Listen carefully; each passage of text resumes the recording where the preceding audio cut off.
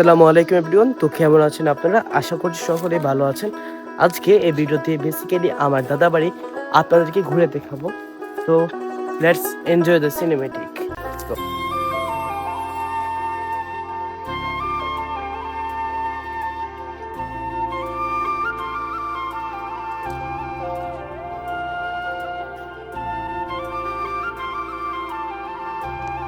ছোটবেলা আসলে এই জায়গার মধ্যে অনেকবার আসা হতো, দেন গোসল করা হতো।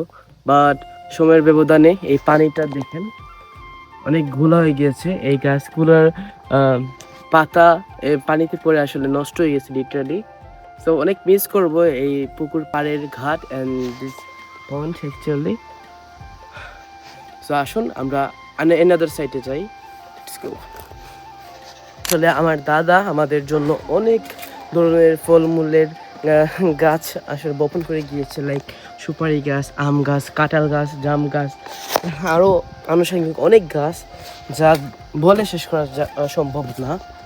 তো এই সাইডগুলো হচ্ছে আসলে আমাদের পুরাতন ভিটা বলা যায়। সো 19th সেঞ্চুরির দিকে আসলে থাকা হতো এইদিকে, হয় বাড়িগুলো পড়ে আছে। এই দেখুন গাইস, গাছের মধ্যে অনেক কাঁঠাল হয়েছে, এগুলা আসলে বড় হয়ে যাবে।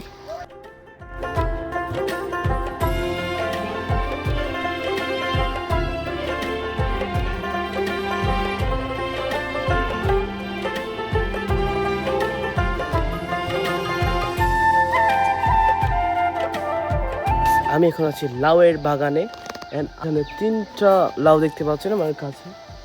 সো অনেক কিউট এগুলা। গাইজ আমরা এখন এখান থেকে বিদায় নিচ্ছি, দেখা হবে অন্য কোনো ভিডিওতে অন্য কোনো সময়। আসসালামু আলাইকুম।